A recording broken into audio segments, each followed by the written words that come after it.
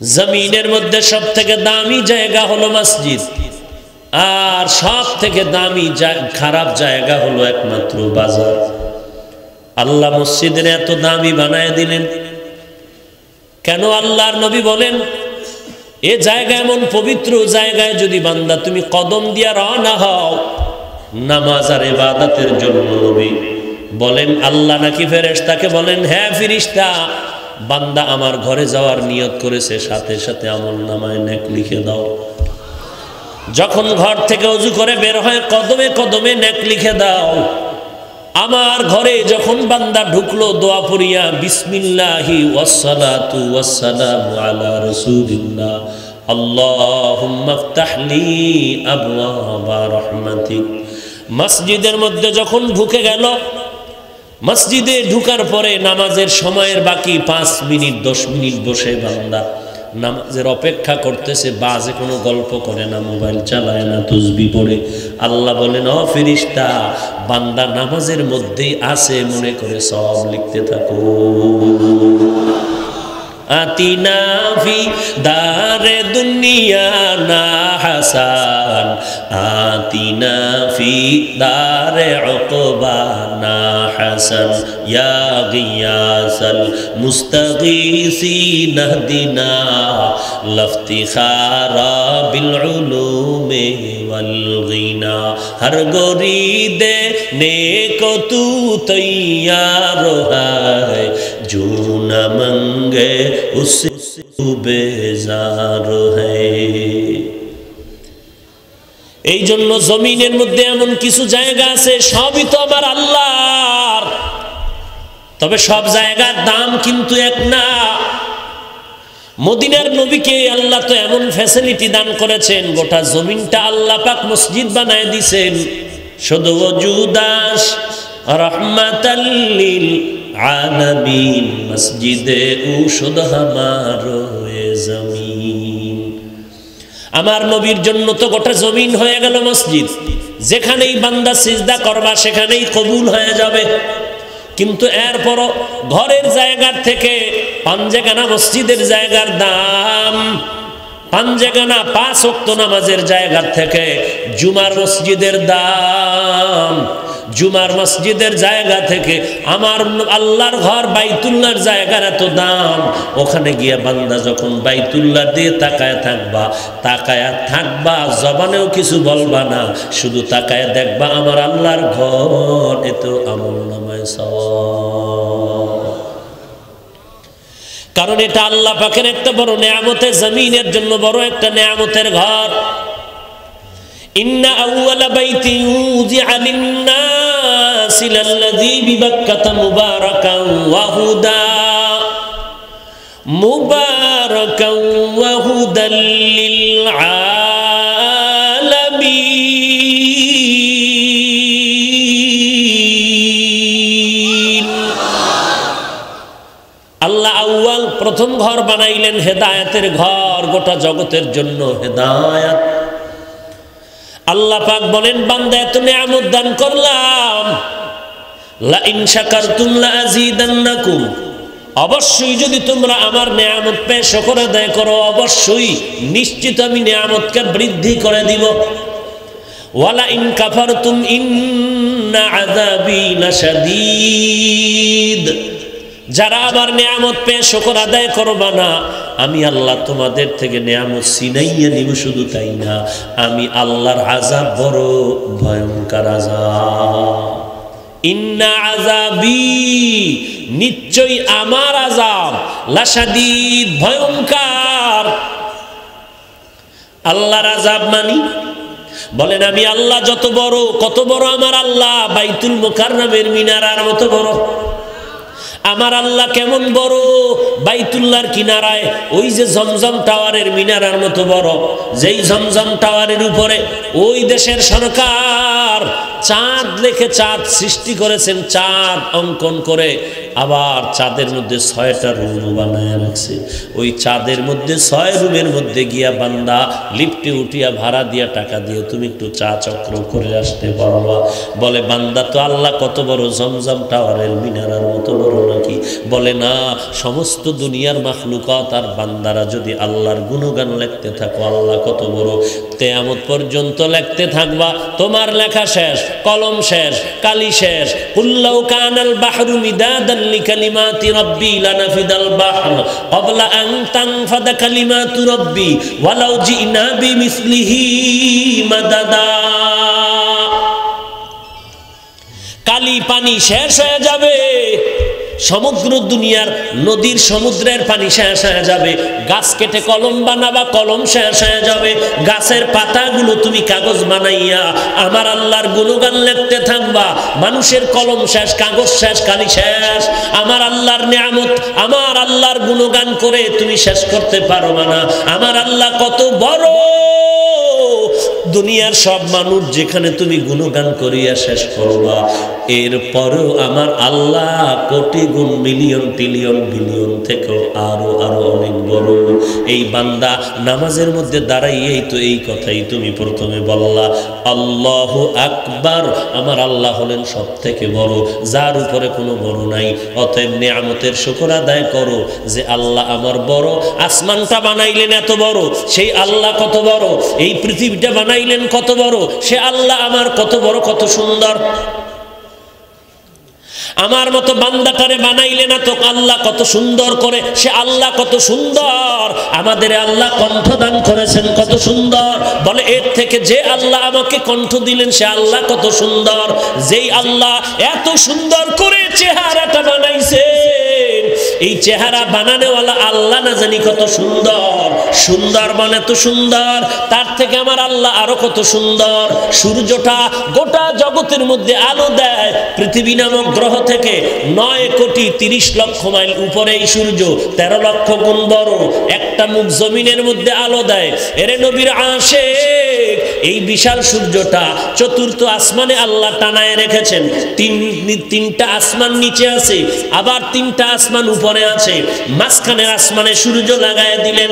আল্লাহ বলেন এই সূর্যটা গোটা জগতের মানুষকে আলো দেয়। এই সূর্যটা তোমার বৎসরের ক্যালেন্ডার বানায়, তোমার হিসাব দেয়। এই সূর্যটা গাছের ফল আর জমিনের ফসলে রং লাগায়।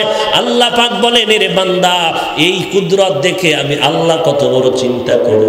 আর আজকে তুমি আল্লাহকেই যদি বড় মেনে নাও, গুণগান কারো হবে না, গুণগান হবে আমার একমাত্র আল্লাহ। ওই আল্লাহর গুণগান তুমি গণনা করিয়াও শেষ করতে পারবা না। আল্লাহ যেহেতু বড় রহমান, আল্লাহ বলেন আমি একটা শব্দ শিখায় দিলাম, ওই শব্দের মধ্যে সব প্রশংসা ঢুকায় দিলাম। শব্দটা কি? খবর নাই। আলহামদুলিল্লাহি রাব্বিল। বান্দা তুমি নামাজে যখন দাঁড়ায় গিয়া বলছো আল্লাহু আকবার, আল্লাহ আমার বড়, আল্লাহ সবার বড়। বলে কত বড়? কয় সব বড়র বড় আমার আল্লাহ। বলে কেমন বড়? বলে রাজ্জাক হিসেবে আমার আল্লাহ বড়। আল্লাহ পাক ইজ্জত দেওয়ার থেকে অনেক বড়। আল্লাহ পাক সম্মান দেওয়ার ক্ষেত্রে অনেক অনেক বড়। আল্লাহ পাক খালেক হিসেবে অনেক বড়। আল্লাহ গফফার হিসেবে অনেক বড়। বলে কেমন বড়? কোনো তুলনা নাই। আমার আল্লাহর তুলনা আমার আল্লাহ নিজেই। আল্লাহর সাথে কোনো তুলনা নাই। আল্লাহ আলিমুল গাইব। বলে কেমন? বলে অনেক বড়। আল্লাহর গাইব জানার কোনো সীমানা নাই। আল্লাহর সমান কেউ নাই, ক্ষমতার সমান কারো ক্ষমতা নাই। ওই আমার আল্লাহ। বান্দা তুমি নামাজে দাঁড়াইয়া যখন স্বীকার করেছো আল্লাহ বড়, গুণগান তখন তুমি আল্লাহরই করবা, আর কারো করতে পারবা না। এজন্যই তো নামাজে শুরু দিয়েই তোমাকে আল্লাহর গুণগানের শব্দ আল্লাহ শিখাইয়া দিলেন। আলহামদুলিল্লাহি রাব্বিল আলামিন আর রহমানির রহিম মালিকি ইয়াউমিদ্দিন ইয়্যাকা না'বুদু ওয়া ইয়্যাকা নাস্তাঈন ইহদিনাস সিরাতাল মুস্তাকিম সিরাতাল লাযীনা আন'আমতা আলাইহিম গায়রিল মাগযুবি আলাইহিম ওয়ালাদ-দাল্লিন।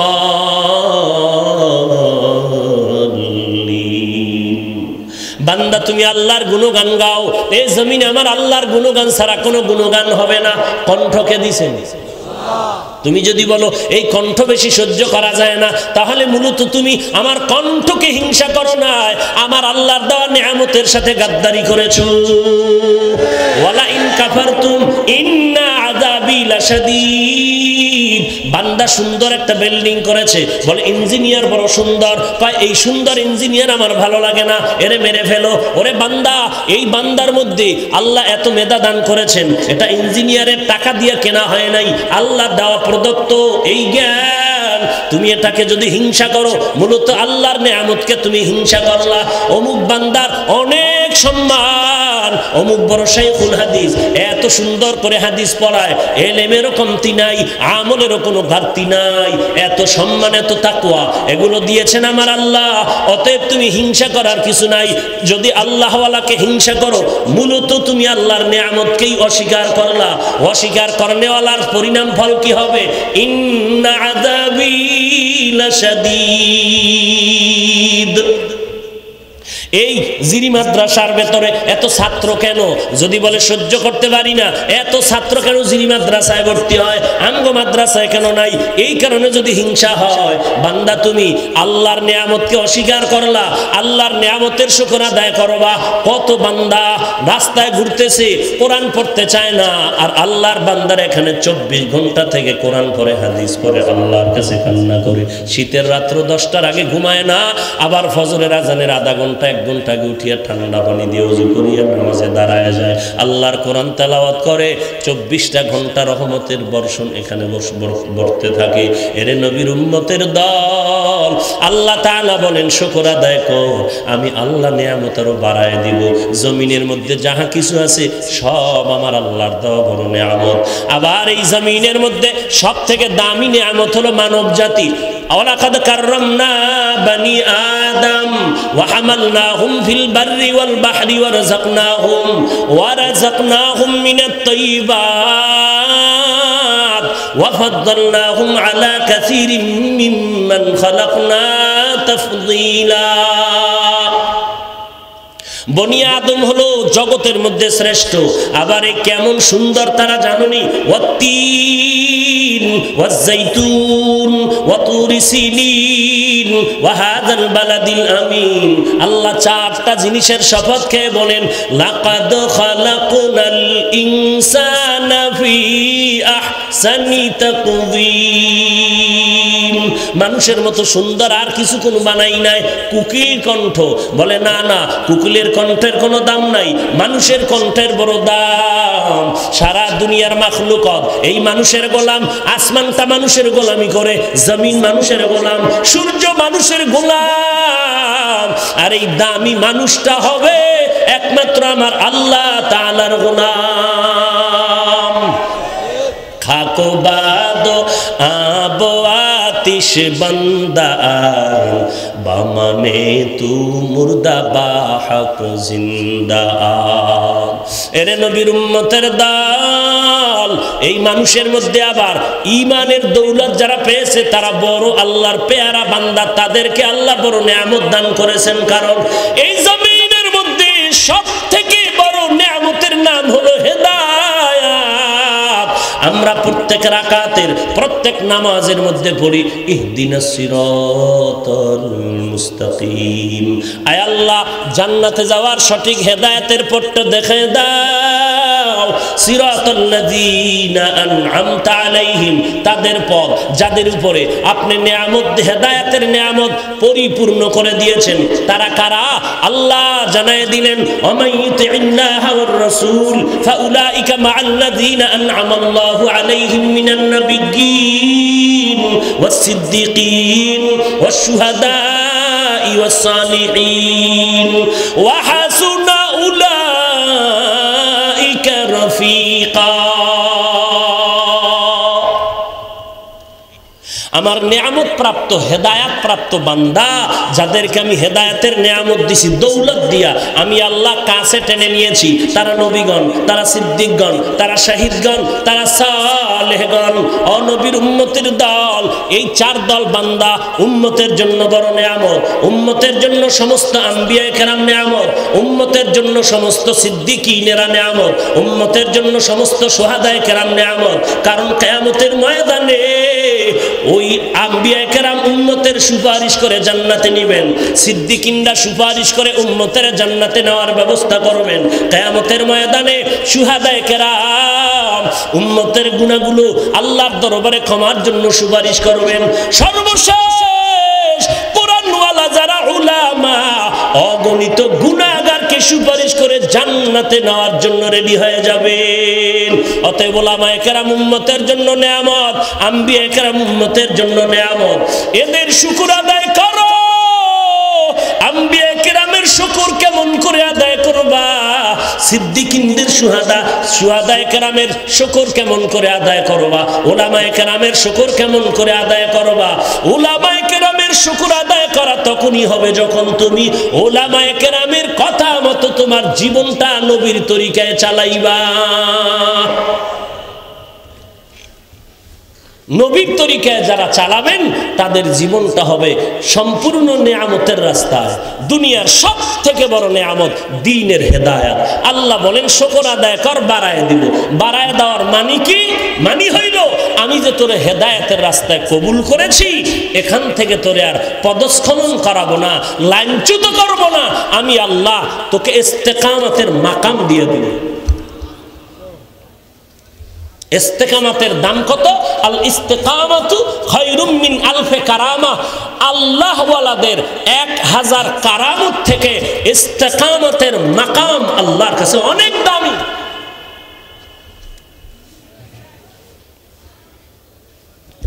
লা ইন শাকারতুম লা আযীদান্নাকুম ওয়া লা ইন কাফারতুম ইন্না আযাবী লাশাদীদ। প্রত্যেকটা মানুষ আমার ব্যক্তি হিসাবে আমার শরীরটা আমার জন্য নেয়ামত, আমার হাত আমার জন্য নেয়ামত, আমার বডি আমার জন্য নেয়ামত, আমার চোখ আমার জন্য নেয়ামত, আমার অন্তর, আমার রুহটা আছে, ওই রুহটা আমার জন্য বড় নেয়ামত। আমি 2 চোখ দিয়া তাই তাকাইতে পারি, দেখতে পারি নেয়ামত। আমার কান দিয়া শুনতে পারি, বড় নেয়ামত। ওরে আল্লাহর বান্দা, শুধু তাই না, 1 চোখ একজনের আছে চলতে পারে, আমার দোনোটা চোখ ভালো, আমি ডাবল নেয়ামত পেয়েছি। ওরে আল্লাহর বান্দা, আমার একটা কান দিয়েও তো দুনিয়া চলা যায়, আল্লাহ দোনোটা কান ভালো রেখেছেন, ডাবল নেয়ামত পেয়েছি। এইবার আমার ব্যক্তির নেয়ামত হিসাব করলাম।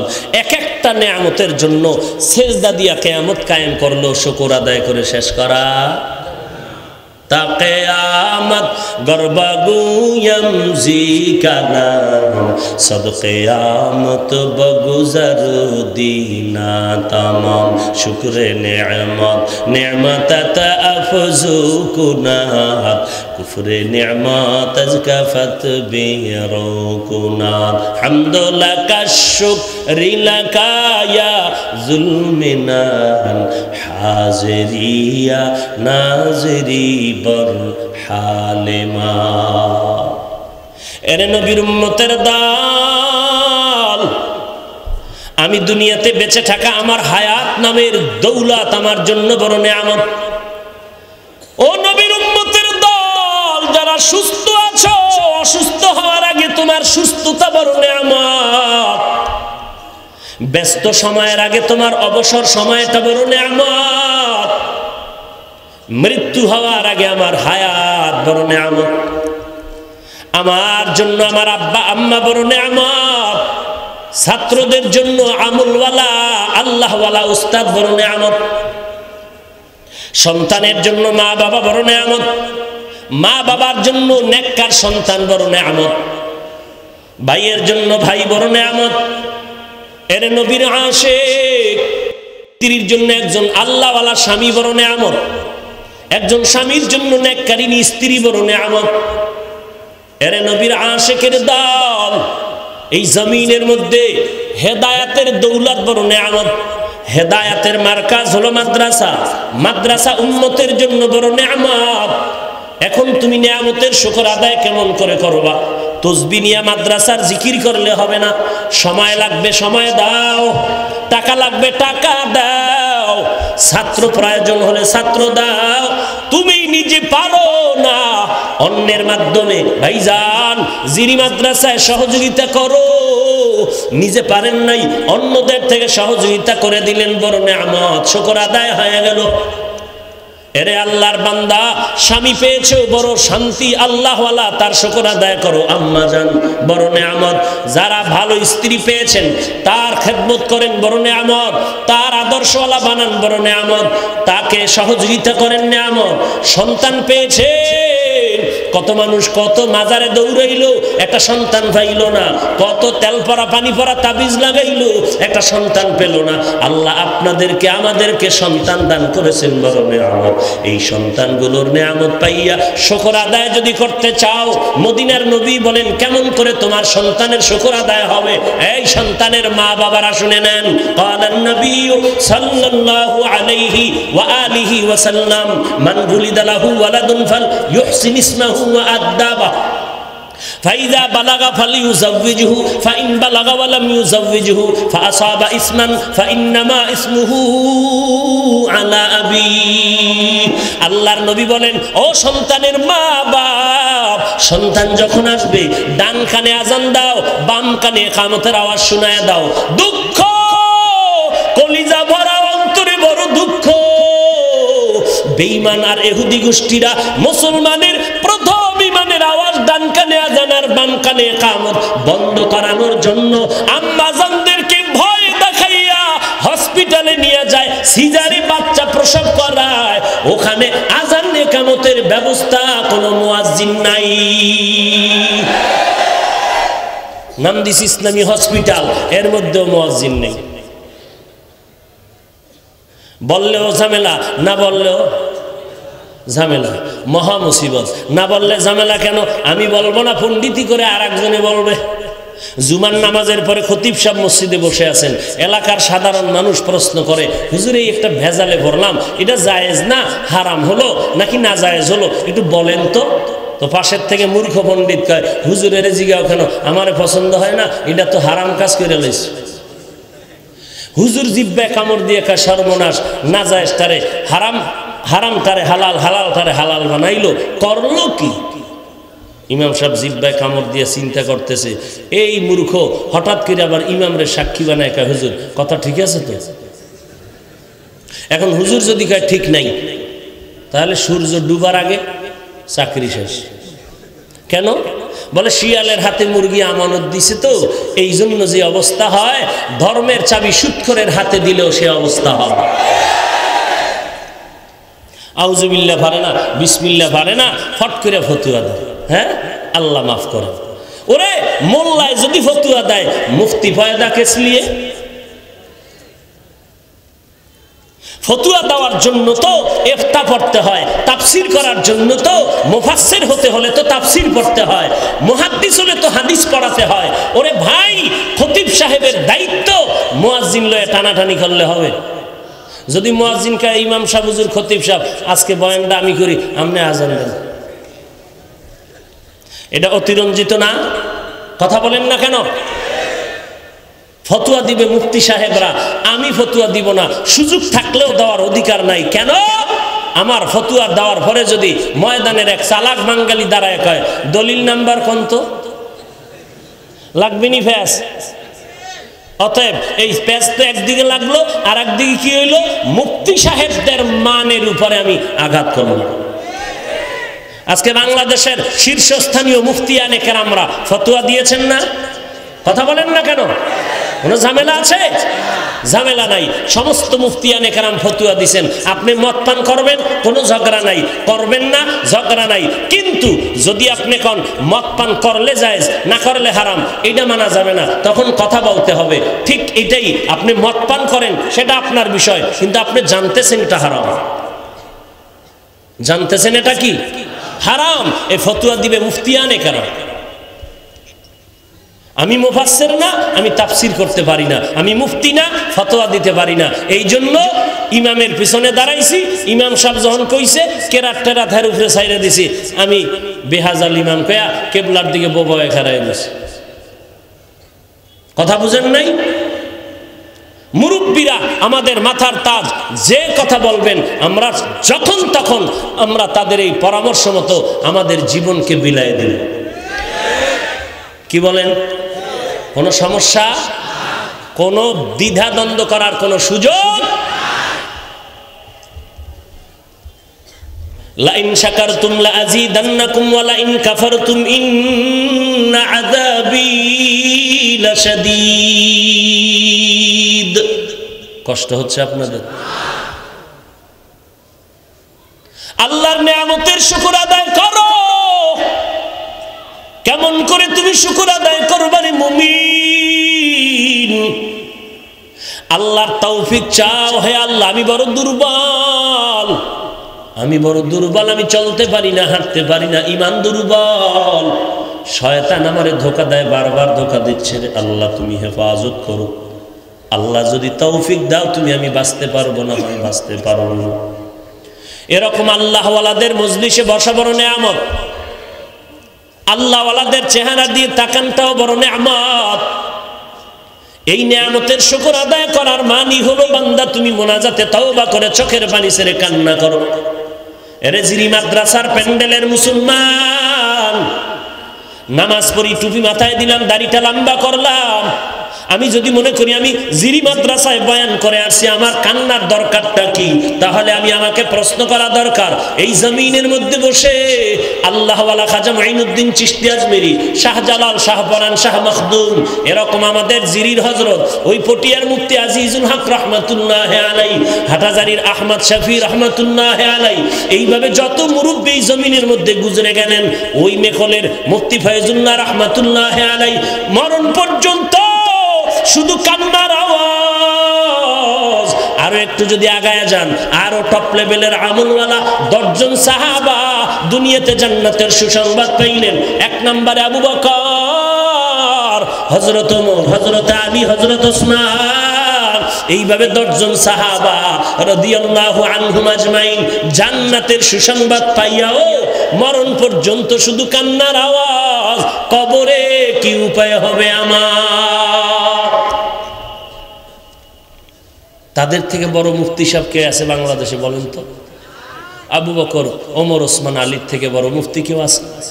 সাহাবায়ে কেরামদের থেকে বড় তাকওয়াওয়ালা কেউ আছে? বড় মুহাদ্দিস, বড় মুফাসসির? অথচ এত ইলম, এত তাকওয়ার পরেও সারা রাত নামাজে কান্না করেছে। আর আমরা 5 ওয়াক্ত তো পর্ব দূরের কথা, তাহাজ্জুদ তো অনেক পরের বিষয়। দেখেন, চিন্তা করেন, ওলামায়ে কেরাম তো এখানে সব আমার মুরব্বী, আমার ওস্তাদ, ভুল হলে ধরায় দিবেন। 5 ওয়াক্ত নামাজ পড়া কি ভাই সুন্নাত না ফরজ? বলেন। ফজর, জোহর, আসর, মাগরিব, এশার নামাজ কি ভাই ফরজ? এই নামাজ যে আমরা পড়ি, আল্লাহ পাক স্পষ্ট বলেননি নবীর মাধ্যমে যে আমি 5 ওয়াক্ত নামাজে বান্দার কাছে আইসা দাঁড়াইয়া বান্দারে আমি ডাকতে থাকি। আল্লাহ পাক বলেন আমি ভোর রাত্রে প্রথম আসমানে এসে আমার বান্দাকে ডাকতে থাকি, আলা মিন মুস্তাগফিরিন ফাগফির আলাহ, আলা মিন মুস্তাগজিকিন ফারজুকাহ। এরে নবীর উম্মতের দল, জোহরের নামাজে আল্লাহ প্রথম আসমানে আসেন বলেন নাই? ফজরের নামাজে আমার আল্লাহ প্রথম আসমানে আসেন বলেন নাই? মাগরিবের নামাজে আল্লাহ প্রথম আসমানে আসেন বলেন নাই? আসরের নামাজে আল্লাহ প্রথম আসমানে আসেন বলেন নাই? আল্লাহ এমন একটা টাইমের কথা বলেছেন, ওই টাইমটা বড় মুবারক টাইম। আমি জিরি মাদ্রাসায় মাঝে মাঝে আসি, এদিকে সফর করে রাতের বেলা ঘুমাই, বয়ান করিয়া যখন ঢুকি সেদিন আসছিলাম ফজরের আযানের কিছু আগে শুনতেছি এই মাদ্রাসার ভেতরে কান্নার আওয়াজ, জিকিরের আওয়াজ। কারণ আল্লাহ তাআলা বলেন ওই এমন সময় আমি প্রথম আসমানে এসে ডাকি, বান্দা একটু উঠা আমারে ডাক। অতি গভীর নীরবে প্রভুর নাম জপিও তখন, প্রভুর করুণা যদি পাইবারে চাও, গভীর রাতে উঠে প্রভুর গুণগান গাও। ওই ভোর রাতে আমার আল্লাহ ডাকে, মান্দা ও ওয়া ইযা সাআলাকা ইবাদি আন্নী ফাইন্নী করিব উজিবু দাওয়াতাদ দাঈ ইযা দাআন ফালইস্তাজিবু লি ওয়ালইউমিনু বি লাআল্লাহুম ইয়ারশুদুন।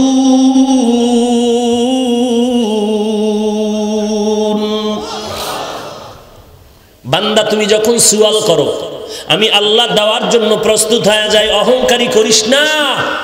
এই মিয়া কিসের অহংকার? এই যে এত লোক ময়দানে আছে, আমার নামে আইছে, সি ধিক্কার আমার কপালটার মাঝখানে, আল্লাহ এনে দিয়েছেন। আচ্ছা বলেন তো, একজনকে ভালোবাসা, একজনে আর একজনকে মোহাব্বত করা, আর একজন আর একজনকে দুশ্মন মনে করা, এই বিষয়টার সম্পর্ক কি দেহের সাথে না অন্তরের সাথে? বুঝা শুনে বলেন। একজনকে মোহাব্বত করা অথবা ঘৃণা করা, এই বিষয়টার সম্পর্ক দেহের সাথে না কলবের সাথে? বলুন তো, কলবটার মালিককে। অতএব কারো অন্তরে মায়া ঢুকাইয়া দেওয়া, ঘৃণা জমায়া দেওয়া কলবের ভেতরে, এই কাজটাকে করেন আল্লাহ করেন। আল্লাহ মোহাব্বত ঢুকাইয়া দিছেন কেন? মান কানা লিল্লাহ কানাল্লাহু লা, যে আল্লাহর হয়ে যাবে সারা জগৎ তার গোলাম হয়ে যাবে। মানুষের কলবে মোহাব্বত তৈরি করেছেন আমার আল্লাহ। আমার বড়াই করার কি আছে? টাকা দিছেন আল্লাহ, আমার অহংকারী করার কি আছে? কণ্ঠ আল্লাহর, অহংকারী করার কি আছে? বয়ান করতেছি আল্লাহর কোরআন দিয়া, রসুলের কথা দিয়া, আমার মাস্তানির কি আছে? আমি যদি আলাদা কিছু বাড়ায় কইতে পারতাম জন্ম দিয়া, তাই না আমার ক্রেডিট হতো। কথা তো যা কই কোরআন আর হাদিসের, আর কোরআন হাদিস ছাড়া দুই একটা মন গড়া কইলে ক্রেডিট বাড়বে কসু, আরো গজব আসে কপালের উপর। কথা ঠিক না? মন গড়া একটু কইতে চাই, বিপদ বিপদ বিপদ। আর আল্লাহর কোরআন দিয়া যখন বলা হয়, রসুলের হাদিস দ্বারা বলা হয়, তখন বরকত বাড়তেই থাকে, মোহাব্বত বাড়তে থাকে, সম্মান বাড়তে থাকে। কথা ঠিক না? হ্যাঁ, তো আমার বড়াই করার কি আছে? এই মানুষগুলো যদি, আচ্ছা আমার বড়াই করি, আচ্ছা আমার একটু পরীক্ষা করি, এই লোকগুলো আমার পাগল না আসলে কিসের পাগল? এবার একটা পরীক্ষা করি। 5 মিনিটের জন্য জিরি মাদ্রাসার প্যান্ডেলের মানুষগুলোরে একবারে জোরে জোরে জিকিরের মধ্যে লাগাইয়া আমি পর্দার পেছনে চলে যাব। 5 মিনিট পরে এসে আবার একটা জোরে টান মারব। টান মারিয়া যখন বয়ান শুরু করব, ব্যবধানটা কি হবে? 5 মিনিটের মধ্যে ভেজালটা কি হবে জানেন? আমি হাফিজুর রহমানের মাথার ভিতরে মদিনার টুপি থাকবে না, মদিনার টুপি ফালাইয়া খ্রিস্টানের ক্যাপ লাগাবো। আমার গলার ভেতরে পাগড়ি নয়, আমার গায়ে মদিনার জামা থাকবে না, আমার গলায় থাকবে টাই, শরীরের মধ্যে থাকবে আর শার্ট প্যান্ট। এগুলো পরিয়া যখন আমি এখানে ক্যাপ লাগাইয়া জোরে জোরে জোরে জোরে কণ্ঠ বাজাইয়া একটা টান মারবো, ওরে আল্লাহর বান্দা, আমার কণ্ঠ ঠিক আছে, আমার টানও ঠিক আছে, কিন্তু ময়দানে তাকাইয়া দেখবো মাইকলা ছাড়া কেউ নাই। যারা শার্ট প্যান্টের গোলামি করে তারাও বলবে কপাল খারাপ, হাফিজ ভাইয়ের কপাল বুঝি খারাপ হয়ে গেল। এরে বান্দা কেন খারাপ বললা? আমার তো কণ্ঠ বন্ধ হয় নাই, আমার টানও বন্ধ হয় নাই, একালিপ টান তো বাড়াইয়েই দিলাম, এরপরও কেন গজবের কথা বলো? এর একমাত্র কারণ আমি হাফিজের কোনো ক্রেডিট নাই। এই মানুষগুলো এখানে বসে আছে একমাত্র আল্লাহর মোহাব্বত আর আমার মদিনাওয়ালা নবীর আদর্শের আকর্ষণ। এবার বুঝেননি আমার হেডম কি? বুঝেন মাস্তানি কি করি? আমার মতো বক্তা কেউ নাই, আমার মতো কেউ নাই। ওরে ভাই, আমি তো কোরআন দিয়া রসুলের আদর্শ দিয়া চলতেছি। এই চেয়ারে আমি শার্ট প্যান্ট টাই নিয়ে আসলে এখানে বসতে দিত না। আর মদিনার আদর্শ আছে তো সর্বোচ্চ সম্মান, যেখানে যাই সেখানে শুধু মদিনার সালামের আওয়াজ। কিসের অহংকার? অহংকার তো ফেরাউন না কইরা ফকিন্নির বাচ্চা কোটি টাকার মালিক হয়ে কয় আল্লাহকে রে আমি তো আল্লাহ। আজ সেই ফেরাউনের অবস্থা কি? এমন গজব লাগছে 40 বছরে কোনো রোগই হয় না। আমরা কি খুশি? এত রোগ না হইলে কি খুশি? হ্যাঁ, অথচ 40 বছরে ফেরাউনের কোনো রোগ নাই। আজকে গোটা দুনিয়াতে তাকাইয়া দেখো, এই ফেরাউনের নাম নেওয়ার মতো কেউ নাই। আসেনি কেউ? মুসলমানের মধ্যে মিস্টার ফেরাউন আছে? নাই। বেঈমানের মধ্যে আসেনি? ফেরাউনের নামে একটা কমপ্লেক্স আসেনি? ফেরাউনের নামে একটা হজ মাহফিল নাই? নাই। ঘৃণা, ঘৃণা। টাকার অভাব নাই, ক্ষমতার অভাব নাই, এরপরও কেন ঘৃণা? আল্লাহ পাকের রহমত নাই। অথচ এরা জিরির মুসলমান, ওই ফেরাউনের ঘরে তার আপন স্ত্রী আসিয়ার খবর নাও। যেই আসি আমার আল্লাহর এত গোলাম পেয়ারা বান্দি হয়ে গেল। যেই ফেরাউন নিজের খোদা দাবি করলো, ওই ঘরে আল্লাহ তাআলা আসিয়ারে আল্লাহর এমন প্রিয়া বানায় ফেললেন, এমন পেয়ারা বান্দি হয়ে গেল। আমার মায়ার নবী আল্লাহ কয় পয়গম্বর, জান্নাতের মধ্যে আপনার যত বিবি হবে, ফেরাউনের স্ত্রী আসিয়াও হবে আপনার বিবি। এর নাম কপাল, এর নাম কপাল, এর নাম হেদায়েত, এর নাম আল্লাহর বড় নিয়ামত। অহংকারী করার সুযোগ নাই রে ভাই। বরং যত গাছে ফল বেশি হয়, ওই গাছটা কিন্তু নুইয়া থাকে বেশি। এই ভাই, যেই গাছে ফল বেশি হয়, ওই গাছ সোজা সোজা হয়ে থাকে। হ্যাঁ, যার যত মর্যাদা, যত যোগ্যতা, ততই তুমি বান্দা নিজের একটু নিচু করে রাখো।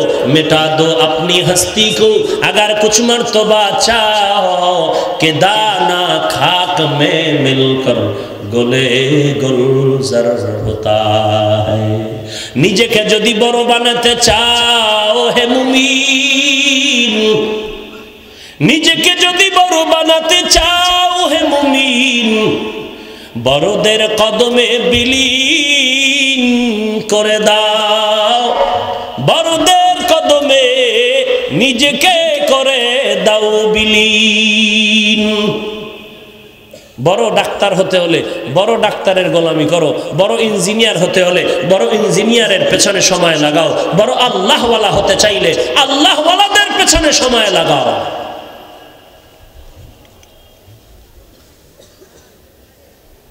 আল্লাহ আমাদেরকে হেদায়েতের দৌলত দান করেন, বেশি বেশি নেক আমল করার তৌফিক দান করেন। আপনাদের কষ্ট হচ্ছে?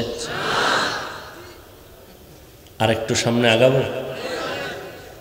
আল্লাহ মোবারক মজলিস, আল্লাহ আমাদের সবাইকে বরকতপূর্ণ হেদায়েতের নূর সিনায় দান করেন। আল্লাহ, বয়ান হচ্ছে, আমলের খাতা শূন্য, মোবাইলের গজবে সব শেষ হয়ে গেল। লেখাপড়া শেষ, আমল শেষ, আখলাক শেষ, রুহানিয়াত শেষ। হুজুরেরও ধরছে, হুজুরের ধরল কেমন? বেঈমানের গোষ্ঠী তো না খায়া নাই এরা। হুজুরদের ইবাদতের আগুন জ্বালাও কেমনে?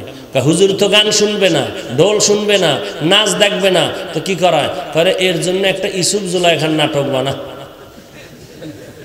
হ্যাঁ, ইসুফ জুলাইখার নাটক হুজুর বয়ে বয়ে দেখতেছে। কিও হজরত কি করেন? কি এই মোবাইলে কি দেখেন? বলো কিচ্ছু না, গান নাই, ঢোল নাই, হারমোনিয়াম নাই, একতারা নাই, সোনাবন্ধের গান নাই, কোনো মেয়েদের চেহারা নাই। তো দেখো কি? বলে ইউসুফ জুলাইখার নাটক। ইউসুফ রে চিনো না? আল্লাহ যার কথা কোরআনে কইছে, এর নাটক দেখলে সমস্যা কি? দেখতে দেখতে নাটকের শেষ সীমানায় গিয়া দেখে ফজরের নামাজে রক্ত সীমানা পেরিয়ে গেছে, জোহরের নামাজের সময় পেরিয়ে যাইতেছে, জামাত চলতেছে, নাটকের বারান্দায় বইয়া হুজুরের খবর নাই। মকুন সুস্তি নামাজে পাঞ্জে গানা ফাওয়াইলুল লিল মুসাল্লিনাল্লাযিনা মুমিনারা ইনামাজ ইমদাদে দা ইস্তাঈনু আয়াতে কুরআন বখা।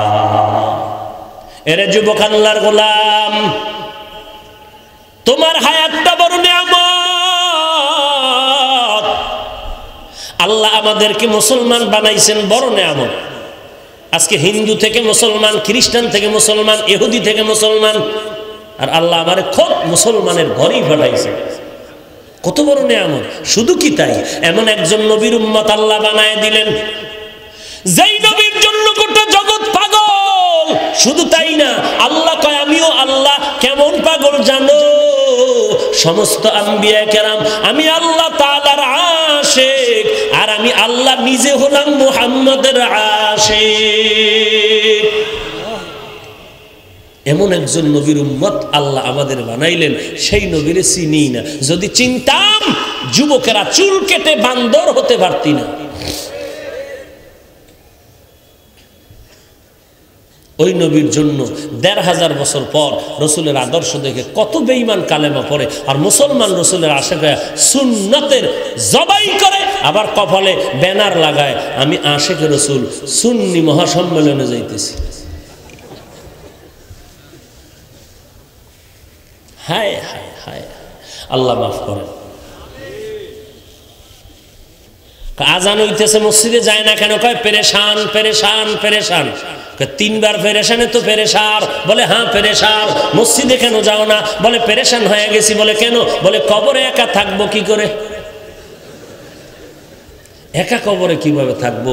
এই টেনশনে মসজিদে যাওয়ার টাইম নেই। হায় হায়, বড় দুঃখ। যেই নবীর জন্য জঙ্গলের প্রাণীরা পাগল,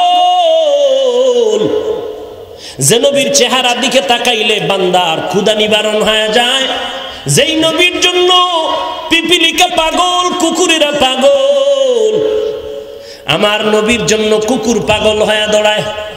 এহুদি বেঈমান রেডি হইছে, একটা কুকুর কিনিয়ে রেডি করছে, নবীরে জবাই করবে, নবীরে কামড় দিয়ে শেষ করে ফেলবে। আল্লাহ কয় কই যাবি রে বেঈমান? ওয়া মাকারু ওয়া মাকারাল্লাহ ওয়াল্লাহু খায়রুল মাকিরিন।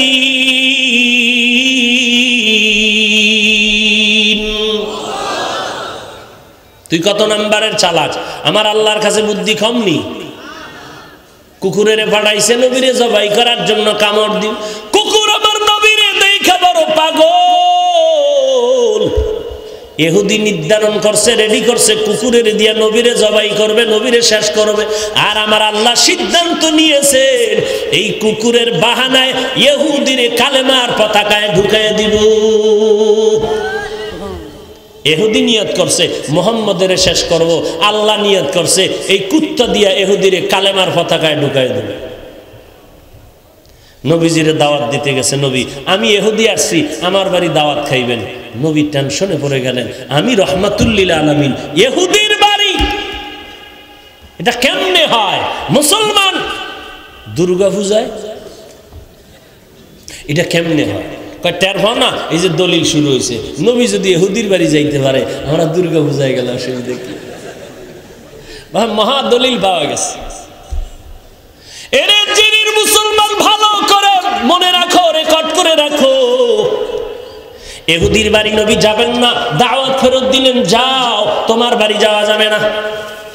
আল্লাহ বলেন না না, আমার কুদরতের ফয়সালা, আপনি ইহুদির বাড়ি দাওয়াত নিবেন।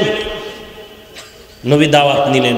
আমি চাই ওই ইহুদির বাড়ি দাওয়াতের মাধ্যমেই ইহুদির গলায় কালেমার রশি লাগায় দিব।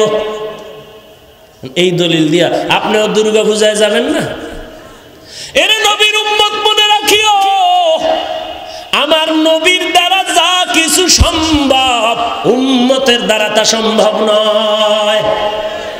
আমার নবী যা করতে পারবেন, উম্মতেরাও সে করতে পারবে। আমার নবী 9 থেকে 11 বিয়ে করছেন, উম্মতেরা পারবে? তাহলে কেন তুমি উদাহরণ দাও? আমার নবী জীবনে ঠেকায় পড়িয়া, পেরেশান হইয়া, দাঁড়াইয়া প্রস্রাব করেছেন, ঠেকায় পড়ে। তুমি কেন দাঁড়াইয়া প্রস্রাব করে দলিল দাও? নবীও তো করেছেন। নবী যা করবেন উম্মতেরা তা করতে পারবে না। উম্মতের উলামায়ে কেরাম যেটা করতে পারবে সাধারণ মানুষ সেটা করতে পারবে না। পারবেনি? ইমাম সাহেব নামাজের মসজিদে দাঁড়াইছে, পেছনে এখন ভুল যদি হয় হইতে পারে না, লোকমা দেবে কে? তার মতো একজন যোগ্য ব্যক্তি ইমামের পিছনে দাঁড়াইবে। এখন যদি বাইরের থেকে একজনে বিড়ি টানতে টানতে জালনার চিপা দিয়ে কয় ইমাম সাহেব কি পশ্চিমে আছেন তো না উত্তরে গেছেন গা,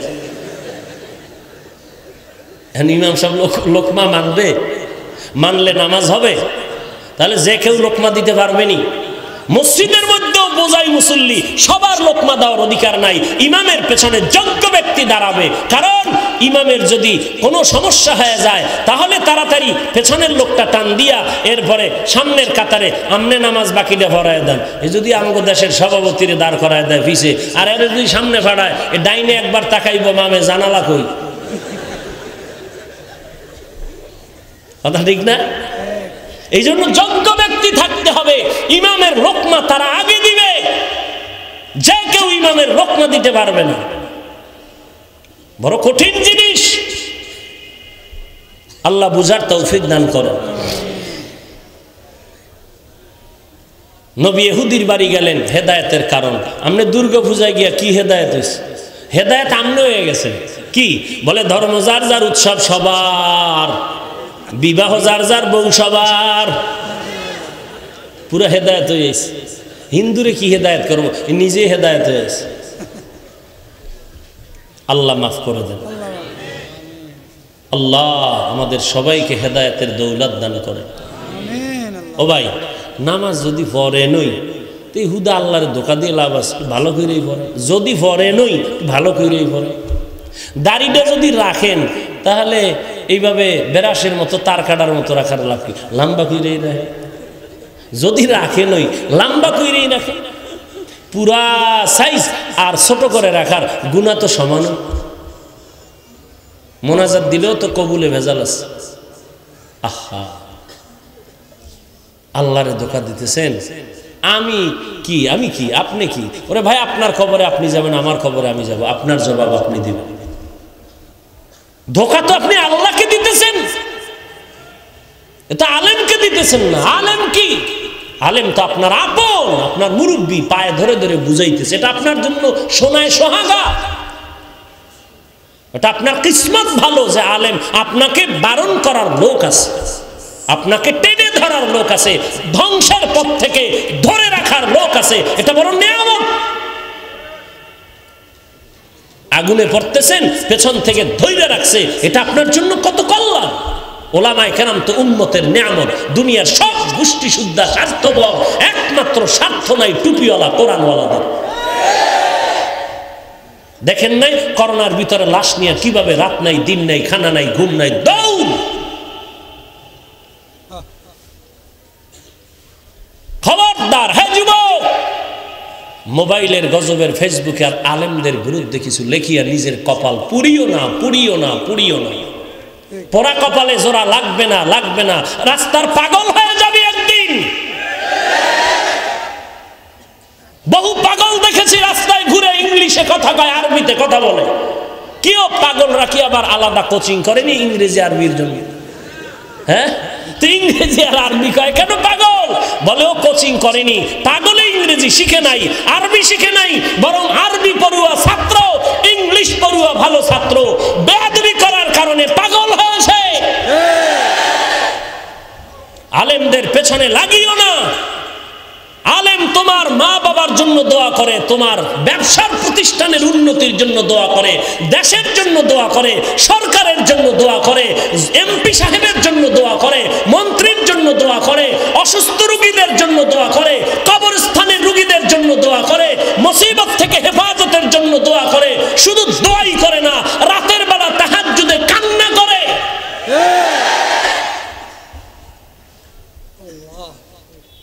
কত আকামের দোকানদারি আছে, এটি বাদ দিয়া ইমামের পিছে লাগছে, আলেমের পিছে লাগছে। শয়তানে যারে ধরে কাম থুইয়া আকাম করে। আহা, না উম্মত এত খারাপ যে মরার পরেও ছাড়ে না। হাটহাজারীর হুজুরের বিরুদ্ধে কি পরিমাণ, মরার পরেও ছাড়ে না, কি পরিমাণ তাকওয়া অন্তরে ঢুকছে। হ্যাঁ, কি পরিমাণ তাকওয়া অন্তরে যে মরণের পরেও লেখালেখি। এই বেচারারে মাইরে অশান্তি নেই, কবরে গিয়ে অশান্তি নেই, টানাটানি দুনিয়ার মধ্যে। হায় হায় হায়। অথচ তার উসিলায় ওই যে আমগো আপনারাই তো কন সিন্নি খেইলে কার দ্বারা মোল্লা সিন্না। হ্যাঁ, আজকে গোটা দেশের ওলামায়ে কেরাম ইতিহাসের পৃষ্ঠায় উঠে গেছে সম্মানের সর্বোচ্চ। হাটহাজারীর হযরতের অবদান না, এটা অস্বীকার করার কিছু আছে? আল্লাহ আমাদের হেদায়েত দান করেন।